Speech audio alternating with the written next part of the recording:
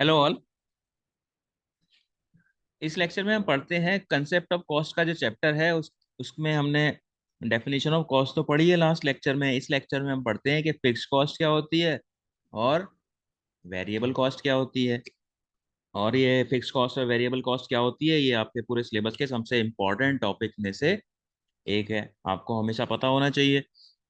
और जिस लेवल पे भी आप इकोनॉमिक्स पढ़ोगे ये वाली कंसेप्ट आपकी बार बार आएंगी।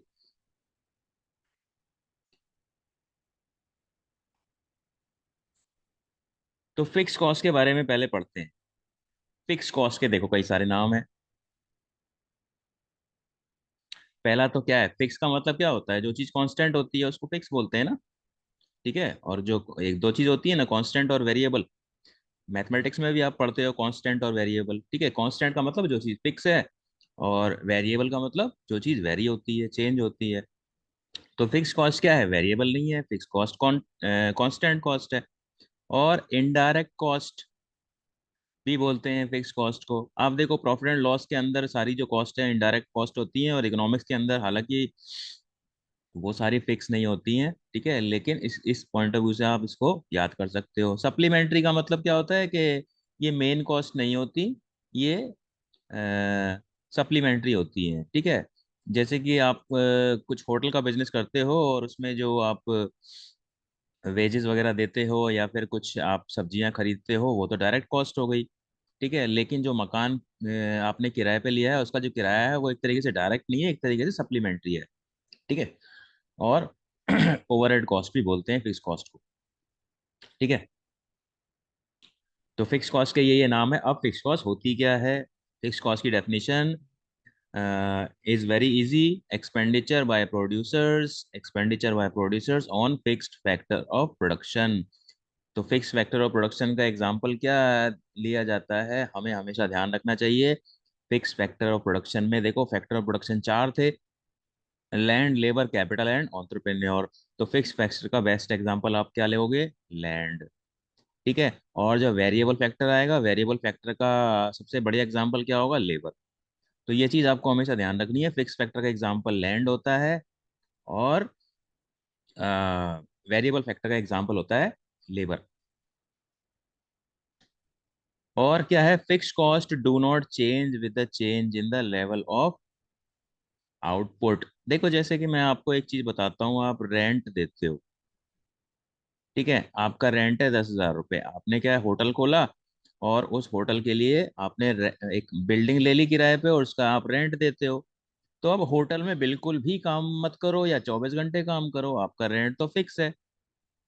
ठीक है, यानी कि अगर आप 5 ऑर्डर लेते हो होटल में या 500 ऑर्डर लेते हो, ठीक है, तो क्या 5 ऑर्डर लेते हो या 500 ऑर्डर लेते हो, तो जो रेंट होता है क्या वो चेंज होगा, नहीं, रेंट तो उतना ही होगा। और बिल्कुल भी काम मत करो, दुकान बंद करके बैठ जाओ, तब भी आपको रेंट तो पे करना ही करना है। ठीक है, तो यानी कि काम करो या ना करो, और काम कम करो काम ज्यादा करो, जो कॉस्ट जो है चेंज नहीं होती प्रोडक्शन के साथ, उसको क्या बोला जाता है, फिक्स कॉस्ट।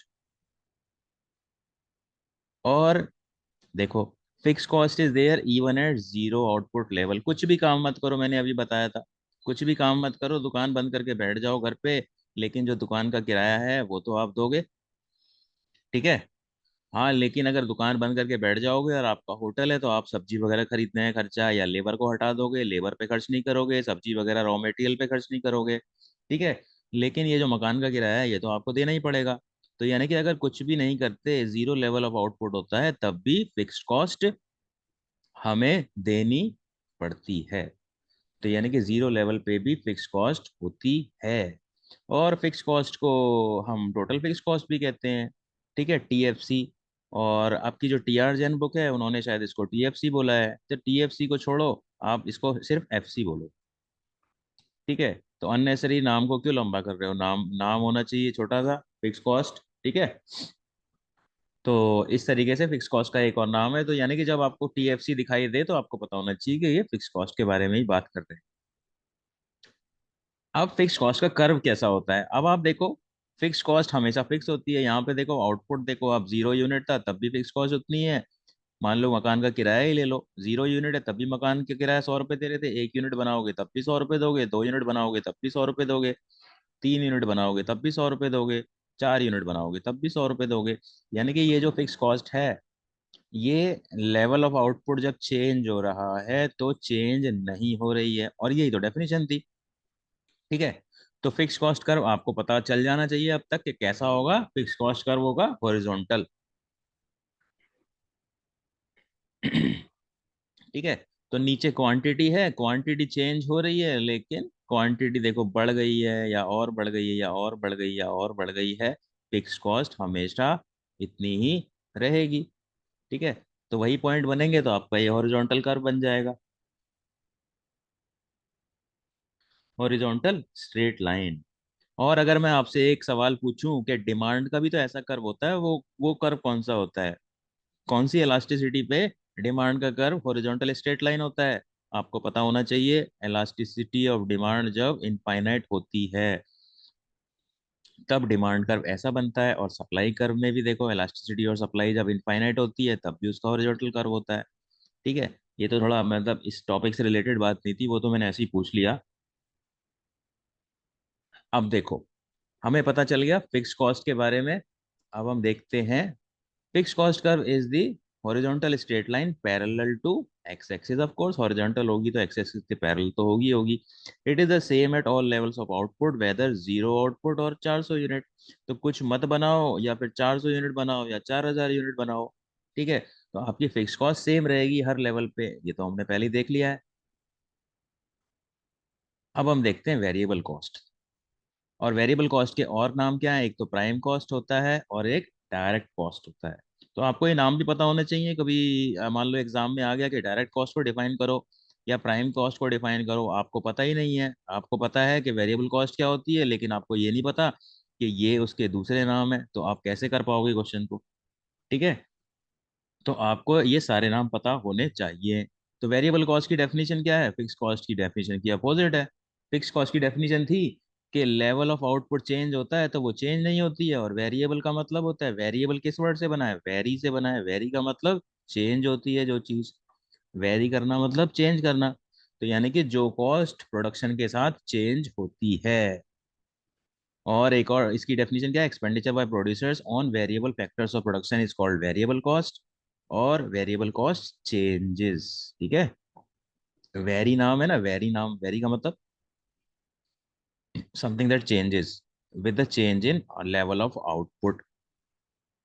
तो वेरिएबल कॉस्ट है zero at zero output level. देखो, zero at zero output level बिल्कुल भी काम नहीं करोगे। देखो, मकान का किराया तो दोगे, मकान का किराया फिक्स कॉस्ट है, लेकिन आप अगर होटल का काम है और सब्जियां वगैरह खरीदते हो या आटा गेहूं ये सब खरीदते हो, तो जब बिल्कुल भी नहीं बना काम करोगे तो ऑफकोर्स ये सब तो जीरो हो जाएगा, और लेबर भी जीरो हो जाएगी। क्यों? जब काम नहीं करोगे तो लेबर को भी हटा दोगे आप। ठीक है, तो variable cost fix zero output level पे जीरो होती है। और वेरिएबल कॉस्ट का एक और नाम है टीवीसी। आपकी टीआर जैन की जो बुक है उसमें टीवीसी बोला है, तो बेटर है कि आप वीसी याद रखो। ठीक है, तो नाम जितना छोटा होगा उतना अच्छा होगा याद करने में। और टीवीसी भी अगर है तो आपको पता होना चाहिए कि टीवीसी का मतलब वीसी ही है। अब देखो, वेरिएबल कॉस्ट कर्व कैसा होता है।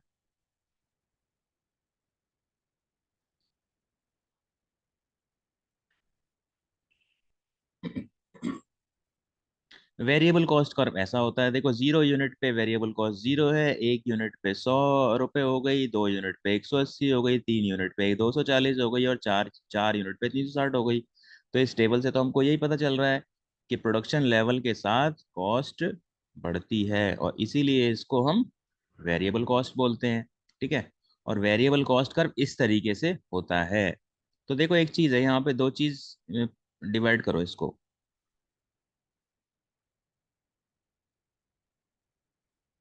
ये जो पॉइंट है, आप क्या बोलते हो इसको, पॉइंट ऑफ इन्फ्लेक्शन बोलते हो आप, लॉ वेरिएबल प्रोपोर्शंस में आप पढ़ा है।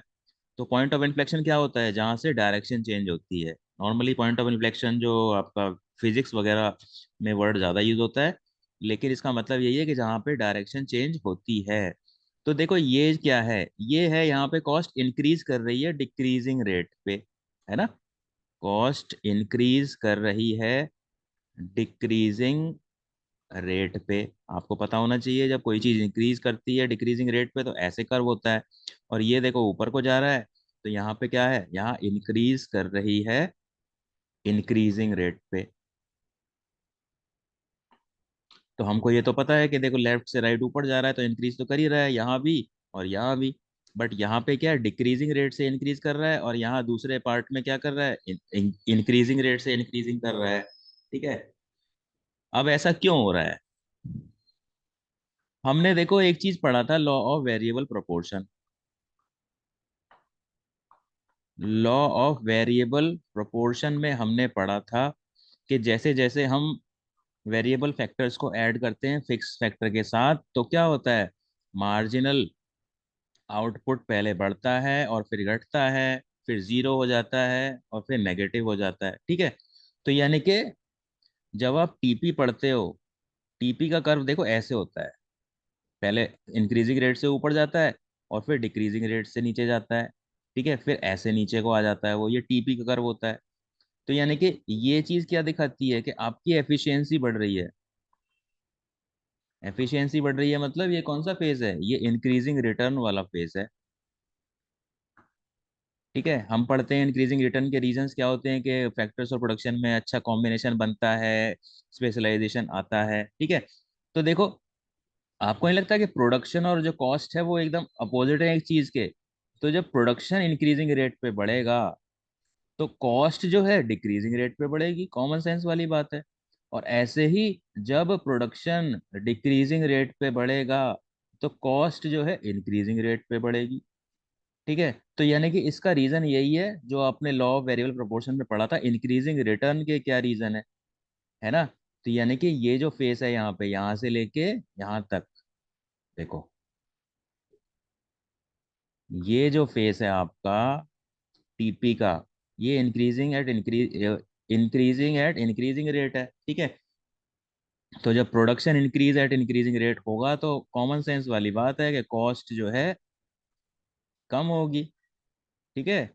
तो यही लॉजिक है, यानी कि ये जो कॉस्ट का कर्व है शुरू में डिक्रीजिंग रेट पे क्यों बढ़ रहा है, इसका रीजन वही है कि जो रीजन हमने पढ़ा था कि टीपी का जो कर्व होता है वो शुरू में इंक्रीजिंग रेट पे क्यों बढ़ता है, अच्छा कोऑर्डिनेशन होता है, अच्छा काम होता है। ठीक है। तो यानी कि इसीलिए इसका कर्व ऐसा है, और आपको ध्यान रखना है जो टीपी का कर्व होता है उसका एकदम मिरर इमेज होता है ये। ठीक है। तो ये आपका वेरिएबल कॉस्ट कर्व ऐसा हो गया है, और आपको पता होना चाहिए कि शुरू में जो कॉस्ट है वो डिक्रीजिंग रेट पे बढ़ती है और बाद में इंक्रीजिंग रेट पे बढ़ती है। तो variable cost increases at decreasing rate, then increases at increasing rate. तो ये हमने देख लिया। उसके बाद टोटल कॉस्ट क्या होती है, टोटल कॉस्ट क्या होती है, total cost is equal to fix cost plus variable cost. ठीक है। और एक इंपॉर्टेंट चीज आपको क्या ध्यान रखनी है कि टोटल कॉस्ट और वेरिएबल कॉस्ट के बीच में जो डिफरेंस होता है वो क्या होता है, कांस्टेंट होता है। क्यों कांस्टेंट होता है? क्योंकि इनका जो डिफरेंस है वो फिक्स कॉस्ट है, फिक्स कॉस्ट हमेशा कांस्टेंट होती है। ठीक है। इसीलिए टीसी कर्व और वीसी कर्व, टीसी कर्व और वीसी कर्व पैरेलल होते हैं। ठीक है ना, जो दोनों कर्व जो है, दोनों कर्व ऐसे जो जो भी आप बनाओगे तो आपको दोनों पैरेलल नजर आएंगे।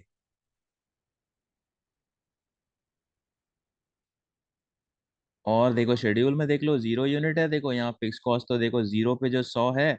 और एक चीज ध्यान रखनी है, जो 0 यूनिट पे जो फिक्स कॉस्ट होती है वही आपकी टोटल कॉस्ट होती है।